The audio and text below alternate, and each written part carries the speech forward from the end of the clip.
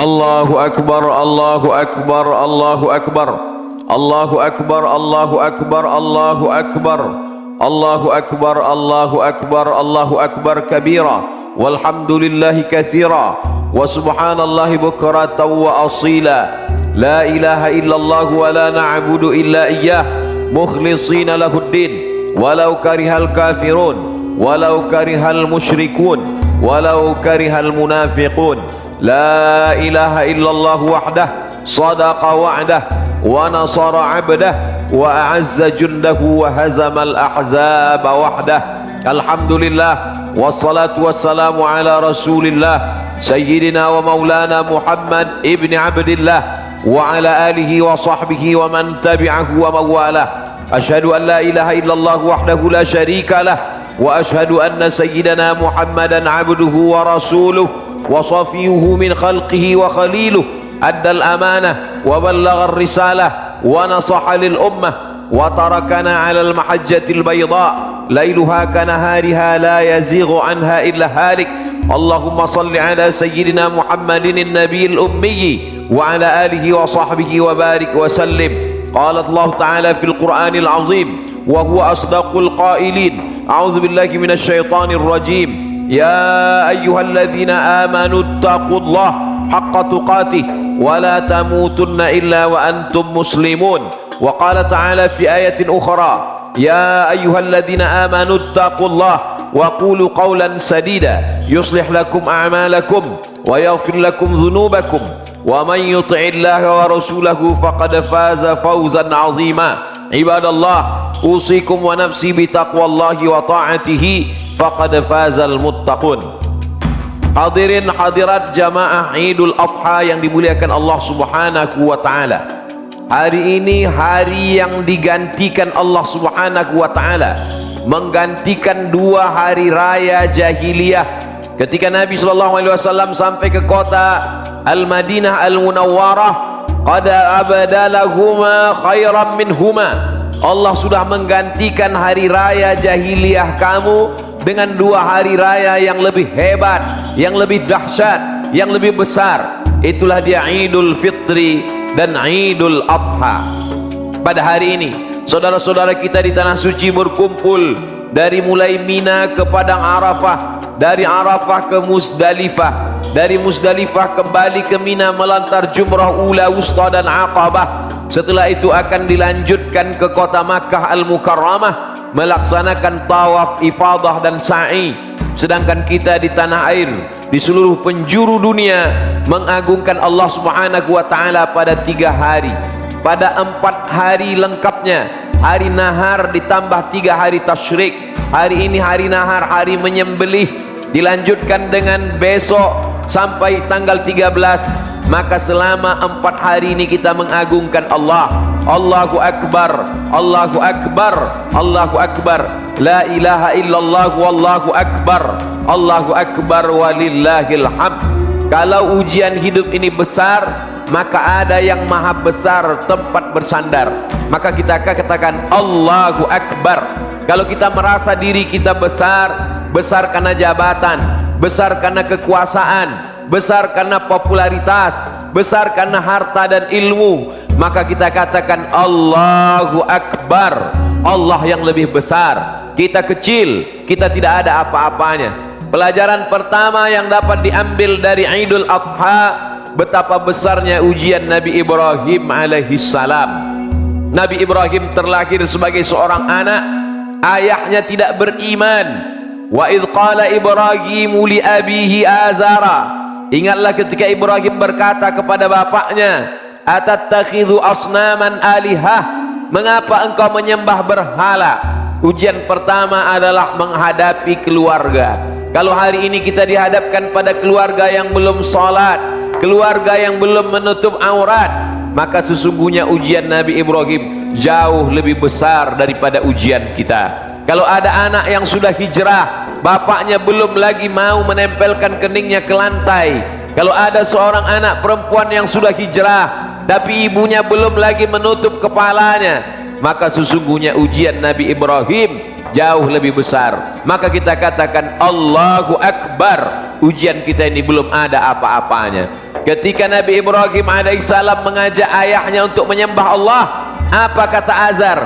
Illam tantahi, kalau kau tidak berhenti menceramahi aku, kalau kau tidak berhenti mendakwahi aku, la arjumannaka, aku akan lempar engkau pakai batu sampai mati. Wahjurni maliya, tinggalkan aku untuk waktu yang lama. Jangan lagi engkau sebagai anakku, jangan lagi engkau mendakwahi aku, tinggalkanlah aku. Nabi Ibrahim tidak berkata kasar. Apa kata Nabi Ibrahim? Salamun alaika, keselamatan untukmu wahai ayahku. Sa'astaghfirulaka rabbi, aku tetap akan memintakan ampun kepada Allah. Innahu kana bi hafiyya, sesungguhnya Allah itu amat sangat dekat dengan aku, dan dia mengabulkan doa-doaku. Itulah layaknya seorang yang mengajak ke jalan Allah Subhanahu wa taala. Selesaikah Nabi Ibrahim dengan ujian hidup? Belum. Lulus ujian menghadapi keluarga, dihadapkan lagi dengan ujian berikutnya, menghadapi ujian umat. Nabi Ibrahim berhadapan dengan orang-orang yang menyembah matahari, menyembah bulan, menyembah bintang ke bintang. Maka kalau ada orang mengatakan Nabi Ibrahim mencari Tuhan dengan beberapa ayat, ketika Nabi Ibrahim melihat bulan, dia berkata, hadza rabbi, ini Tuhanku. Falamma afala, ketika bulan menghilang saat matahari terbit, innallaha la yuhibbul afilin, Allah tidak suka pada sesuatu yang hilang, yang musnah, yang sirna. Allah hayyun maha hidup, Allah wujud maha ada, wajibul wujud, pasti ada. Maka sesuatu yang hilang bukan Allah, yang mati bukan Allah. Allah la ta'khudhuhu sinatun, dia tidak mengantuk, wala naum, dia tidak tidur. Maka Nabi Ibrahim tidak mencari Tuhan. Ketika Nabi Ibrahim melihat matahari, hadza rabbi, hadza akbar, ini lebih besar. Falamma afalat, ketika matahari hilang saat malam tiba, maka sesungguhnya yang hilang bukan Tuhan. Allah Subhanahu wa taala maha ada, pagi, petang, siang dan malam. Yang kita sembah di waktu pagi, dia juga yang kita sembah di waktu malam. Nabi Ibrahim berhadapan dengan para penyembah matahari, bulan dan bintang-bintang. Sekarang kelompok ini disebut mereka yang percaya kepada perbintangan, ramalan. Sampai hari ini masih ada manusia yang percaya bahwa nasibnya ditentukan oleh peredaran matahari, bulan dan bintang. Na'udzubillah. Allahu Akbar, Allah maha besar daripada matahari. Allahu Akbar, Allah lebih besar daripada bulan. Semuanya makhluk yang bersujud kepada Allah. Selesai menghadapi orang-orang yang menyembah matahari, bulan dan bintang, Nabi Ibrahim berhadapan lagi dengan kelompok manusia yang menyembah berhala. Apa yang dilakukan Nabi Ibrahim alaihissalam? Nabi Ibrahim alaihissalam menghancurkan berhala-berhala itu. Ketika mereka kembali, lalu mereka melihat ini pasti perbuatan Nabi Ibrahim alaihissalam. Lalu kemudian mereka berkata, a anta fa'alta hadza bi alihatina ya Ibrahim, engkau yang melakukan ini kepada Tuhan-Tuhan kami wahai Ibrahim, engkau yang menghancurkan berhala ini. Nabi Ibrahim menyisakan satu berhala yang besar, menggantungkan satu kampak di leher berhala itu. Apa jawab Nabi Ibrahim? Bal fa'alahu kabiruhum hadza, yang melakukan ini adalah berhala yang paling besar. Fas'aluhum in kanu yantiqun, tanya berhala-berhala itu kalau memang mereka bisa bicara. Nabi Ibrahim sedang mengajak manusia berpikir, gunakan otak akal pikiranmu.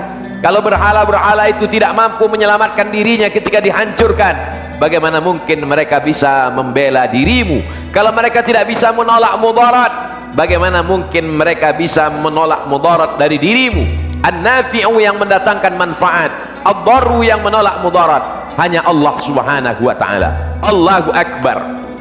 Nabi Ibrahim selesai menghadapi ujian umatnya. Selesaikah ujian Nabi Ibrahim? Nabi Ibrahim berhadapan dengan ujian lama tidak dikaruniai buah hati seorang anak. Nabi Ibrahim berdoa, Rabbi habli minas salihin, Rabbi habli minas salihin. Menurut Imam Abul Fida Ismail Ibnu Katsir dalam tafsir Al-Quranil Azim, akhirnya Nabi Ibrahim dikabulkan doanya. Lahirlah seorang anak bernama Ismail alaihissalam. Ketika itu usia Nabi Ibrahim 86 tahun. 86 tahun berdoa pagi, petang, siang dan malam, Rabbi habli minas salihin, akhirnya dikaruniakan seorang anak bernama Ismail alaihi salam. Ketika Nabi Ismail berumur 13 tahun, maka sesudah itu pada usia 99 tahun, Nabi Ibrahim dikaruniai lagi seorang anak yang dulu sudah divonis manusia mengejek semuanya. Sarah tidak akan mungkin mempunyai anak.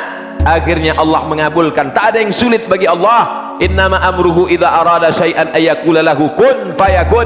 Akhirnya Sarah melahirkan anak, seorang laki-laki. Itulah dia Ishak. Kedua-duanya anak-anak yang saleh. Kita menyebut dalam salat kita, kama sallaita ala Ibrahim wa ala ali Ibrahim, kama barakta ala Ibrahim wa ala ali Ibrahim. Kenapa disebut nama Ibrahim? Karena ujian berat dilalui oleh Nabi Ibrahim. Ujian berat itu tidak ada apa-apanya, karena kita bersandar kepada yang maha besar. Allahu Akbar, Allahu Akbar, Allahu Akbar, la ilaha illallah wallahu akbar, Allahu Akbar walillahil hamd. Selesaikah ujian Nabi Ibrahim? Belum. Anak yang lama ditunggu itu ternyata mesti disembelih. Ya bunayya, wahai anakku, inni ara fil manam, aku lihat dalam mimpiku, anni azbahuka, aku menyembelih lehermu. Fanzur madza tara, apa pendapatmu?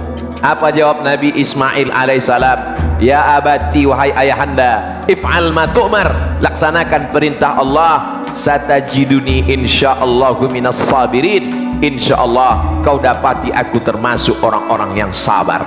Pelajaran pertama yang dapat kita ambil, bahwa hidup adalah ujian. Jangan kita berpikir kalau kita sudah salat, kalau kita sudah berzakat, kalau kita sudah taubat, kalau kita sudah hijrah, lalu hidup kita senang, hidup kita tenang, tidak ada ujian. Berapa banyak orang yang sudah hijrah, yang sudah mengaji, yang sudah berhenti minum khamar, ketika ujian datang dia komplain, kenapa Tuhan tidak adil, kenapa saya sudah baik, kenapa ujian hidup tetap ada. Nabi Ibrahim orang paling baik. Nabi Ibrahim dipilih Allah di antara nabi-nabi. Nabi Ibrahim dipilih Allah di antara rasul-rasul, salah satu ulul asmi. Tapi ujian hidupnya tetap ada. Apalagi kita, Islam tidak membuat orang berubah. Yang dirubah itu adalah cara pandang kita. Kita tetap sakit, tapi kita tidak menganggap sakit itu sebagai laknat. Boleh jadi sakit itu adalah cara Allah menghapuskan dosa-dosa. Kita mungkin tetap kesulitan ekonomi, tapi kita tidak menganggap kemiskinan itu sebagai laknat. Boleh jadi menurut ilmu Allah, tidak kaya lebih baik daripada kaya melupakan Allah subhanahu wa ta'ala. Tapi kita tetap berusaha dan berikhtiar mencari rezeki untuk punya uang, membangun masjid, berkurban. Fasalli li rabbika, salatlah, wanhar, dan berkurbanlah. Berkurban orang kaya, membangun masjid orang kaya, melaksanakan ibadah haji orang kaya. Tapi kalau sudah berusaha, ikhtiar, rezeki belum juga kunjung tiba, tidak ada jalan lain kecuali berhusnuzan kepada Allah subhanahu wa ta'ala. Allahu Akbar, Allahu Akbar, Allahu Akbar, la ilaha illallah wallahu akbar, Allahu Akbar walillahil hamd. Pelajaran kedua yang dapat kita ambil dari Idul Adha, bahwa kita diperintahkan untuk menyembelih hewan kurban.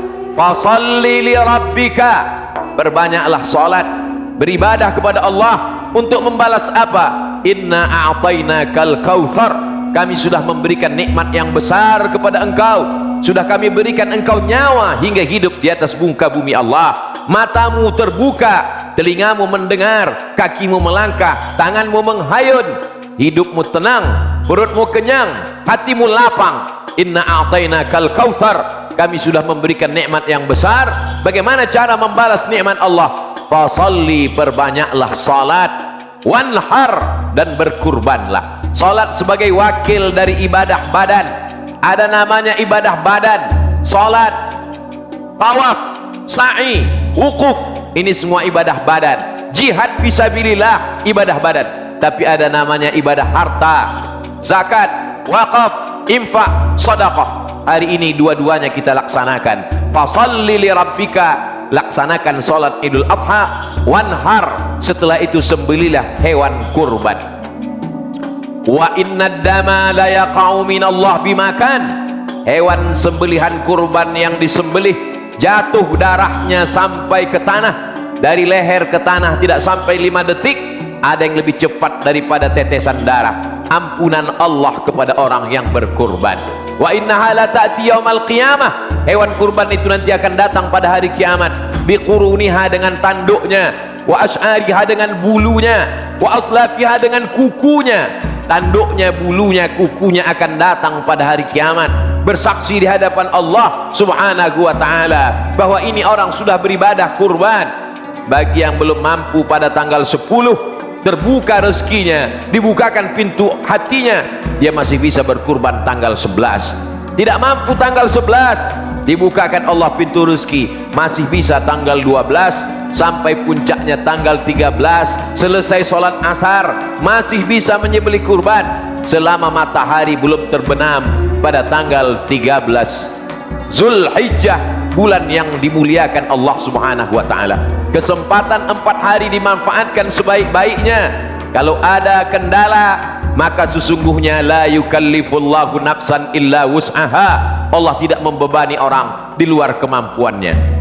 Bagi yang kaya, ada hartanya, berkurbanlah. Bagi yang tidak mampu, jangan bersedih hati, jangan berkecil hati, jangan kecewa, karena sesungguhnya Allah subhanahu wa ta'ala tidak membatasi ibadah pada kurban saja. Berzikir juga ibadah, mengagungkan Allah ibadah. Mengagungkan Allah tidak hanya sekedar beramai-ramai, ketika sendiri di rumah pun kita mengagungkan Allah dengan bertakbir, Allahu Akbar, Allahu Akbar, Allahu Akbar, Allahu Akbar, walillahil hamd. Menyembelih hewan kurban dianjurkan orang yang berkurban menyembelih sendiri. Kalau tidak mampu, tidak berani, tidak ada ilmunya, boleh disembelihkan orang lain. Menyembelih hewan kurban dianjurkan untuk disaksikan. Kenapa menyaksikan hewan kurban? Ini adalah syiar. Wal budna ja'alnaha lakum min sya'airillah. Penyembelihan hewan kurban itu kami jadikan sebagai syiar mengagungkan agama Allah. Ketika menyembelih hewan kurban, kita sedang melihat kambing, sapi, unta dipotong lehernya, putus urat nafasnya, putus urat makannya. Itu penderitaan terakhir bagi hewan kurban. Setelah itu dia akan mati, dia menghadap Allah subhanahu wa ta'ala. Bagaimana dengan kematian kita? Sudahkah kita siapkan husnul khatimah? Sudahkah kita siapkan akhir kalam kita la ilaha illallah? Kalau binatang mati, sekali mati selesai berakhir. Tapi kalau manusia mati, dia masih menghadapi pertanyaan malaikat mungkar nakir. Dia masih menunggu sampai hari kiamat. Dia masih menunggu ditiupkan sangkakala. Dia masih menunggu nanti sampai hari dibangkitkan di hadapan Allah. Masih menunggu di padang mahsyar. Masih ada titian siratal mustaqim. Masih ada hisab. Masih ada perhitungan amal. Masih ada timbangan berat amal soleh. Masih ada lagi pertanyaan-pertanyaan sampai akhirnya masuk ke dalam surga Allah subhanahu wa ta'ala. Melihat binatang, kematian, kesakitan, penderitaan, berapa banyak tidak mati itu binatang menunggu waktu yang lama, tapi sakratul mautnya sudah berakhir. Kullu nafsin dha'iqatul maut. Setiap manusia pasti akan mati. Kematian kambing, sapi, lembu dan onta yang kita lihat hari raya kurban, kematian yang penuh dengan penderitaan. Kematian kita jauh lebih menyakitkan bila kita tidak husnul khatimah. Maka di antara doa yang diajarkan Nabi sallallahu alaihi wasallam, Allahumma ja'al khaira ayyami yauma alqaka fih. Jadikanlah sebaik-baik hariku hari pada saat aku mati husnul khatimah, aku bisa bertemu dengan Engkau ya Allah. Faman kana yarju liqa'a rabbih, siapa yang berharap berjumpa dengan Allah, falyamal amalan salihah, maka hendaklah dia beramal saleh, wala yusyrik biibadati rabbih ahada. Yang dibawa bekal hanyalah amal saleh dan tidak mempersekutukan Allah subhanahu wa ta'ala. Sapi kurban yang disembelih mati selesai, tapi kita masih meninggalkan hutang piutang. Ahli waris yatsma'ul mayyita salasun, yang mengiringi mayat ada 3. Yang pertama ahluhu, istrinya, anaknya, kawannya, sahabatnya, jamaahnya, tetangganya ikut mengiring ke liang lahat. Yang kedua maluhu, hartanya, mobilnya, kendaraannya, semuanya dibawa ke pelataran parkir. Tapi pada akhirnya wa yabqa wahidun, yang tinggal cuma satu.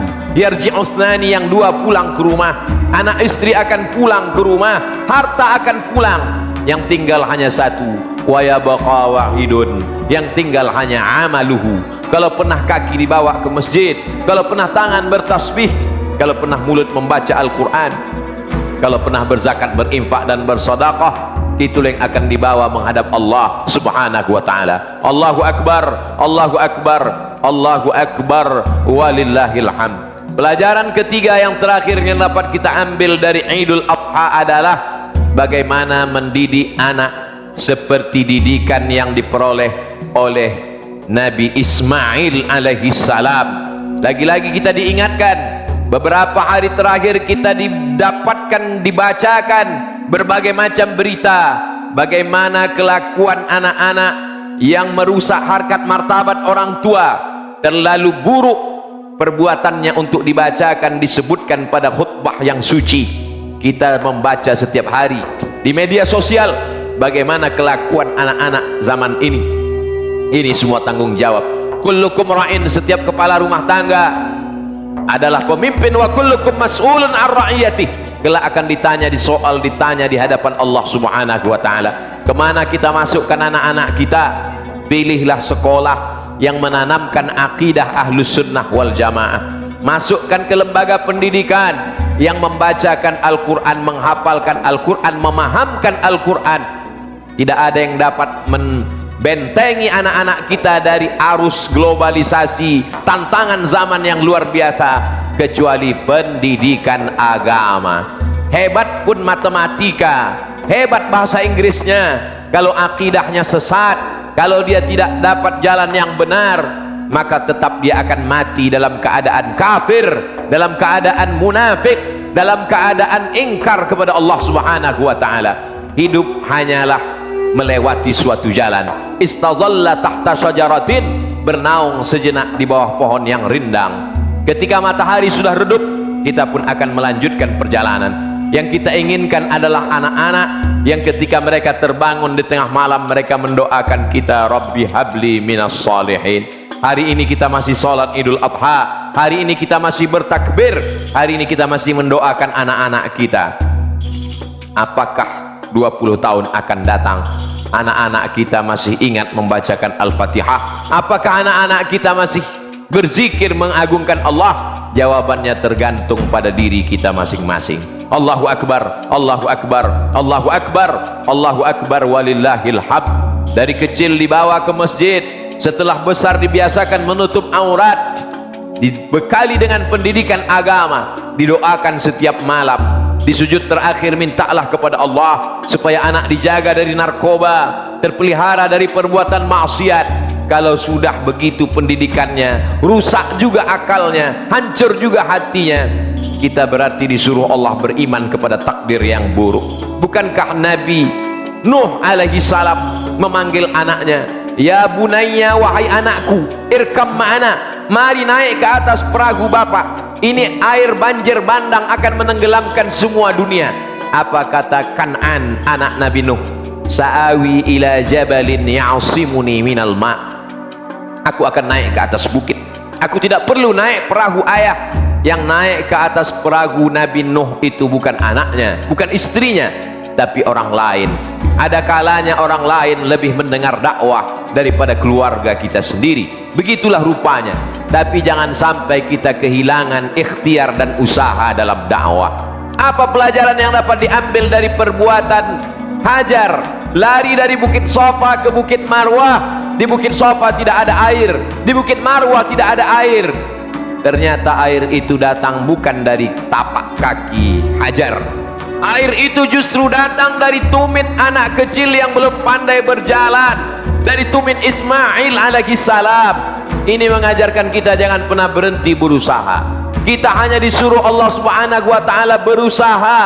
Ambil mata kail pancing, ambil bambu, pasang talinya, cari umpannya, letakkan di dalam kolam. Masalah ikannya datang atau tidak datang itu bukan urusanmu, itu urusan Allah.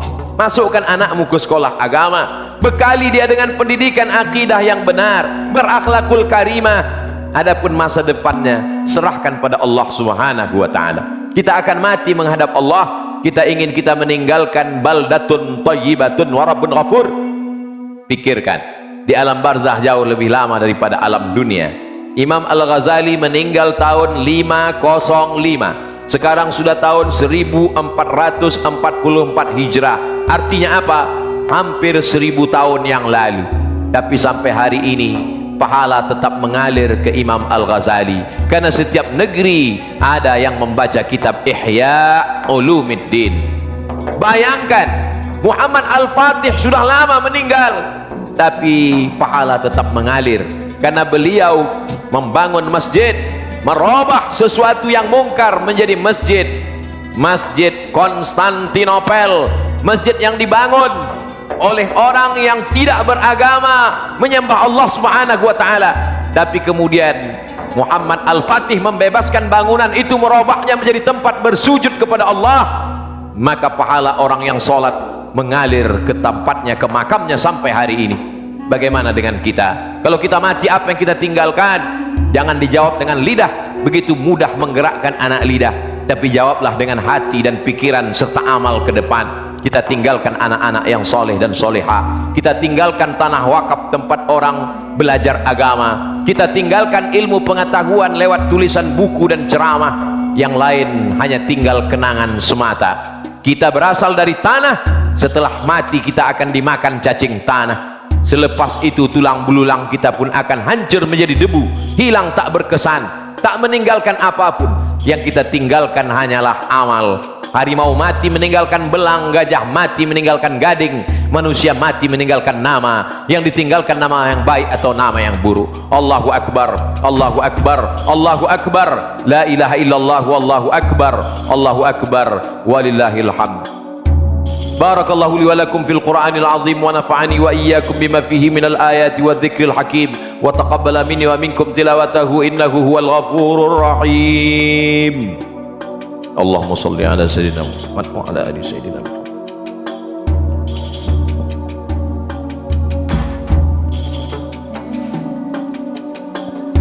Alhamdulillahilladzi bi ni'matihi tatimmus shalihat wassalatu wassalamu ala sayyidis sadat wa ala alihi wa ashabihi ahlil fadaili wal karamat. Ashhadu an la ilaha illallah wahdahu la syarika lah wa ashhadu anna sayyidana Muhammadan abduhu wa rasuluh wa safiyuhu min khalqihi wa khaliluh. Addal amanah wa ballagha risalah wa nasaha lil ummah wa tarakana 'alal mahajjatil bayda lailuha kanahariha la yazighu anha illa halik. Asyhadu an la ilaha illallah wahdahu la syarika lah wa asyhadu anna Muhammadan 'abduhu wa rasuluh.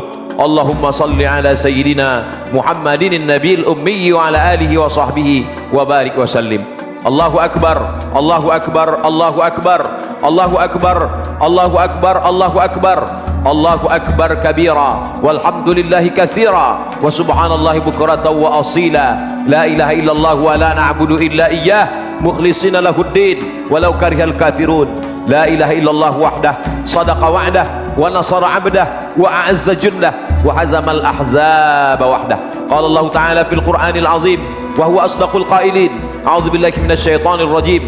Bismillahirrahmanirrahim. Wal 'ashr innal insana lafi khusr illa alladhina amanu wa 'amilus shalihat wa tawasaw bil haqqi wa tawasaw bis sabr. Wa qala ta'ala fi ayatin ukhra innallaha wa malaikatahu yusalluna 'alan nabiy ya ayyuhalladzina amanu sallu alaihi wa sallimu taslima. Allahumma ighfir lil muslimina wal muslimat wal mu'minina wal mu'minat al ahya'i minhum wal amwat birahmatika ya arhamar rahimin. Allahumma iftah lana abwabal khair, Allahumma iftah lana abwabal ni'mah, Allahumma iftah lana abwabal barakah, Allahumma iftah lana abwaba kulli syai' ya rabbal alamin. Allahumma dfa' 'anna al-ghala' wal waba' wal fahsya' wal riba wal zina was suyuf al mukhtalifata was syada'id wal mihan ma dhahara minha wa ma batan min baladina hadha Indonesia khassa wa min buldanil muslimina 'ammah. Allahumma ansur ikhwanana al mujahidin al mustad'afina fi Palestin wa fi Rohingya wa fi kulli makan min masyariqil ardi ila magharibiha. Allahumma dammir a'da'aka a'da'ad din. Allahumma shattit shamlahum wa farriq jam'ahum waj'al kaidahum fi nuhurihim ya rabbal alamin. Allahumma dfa' 'anna ma ابتلينا بها يا ذا الجلال والإكرام. أكرمنا ولا تهنا واعطنا ولا تحرمنا.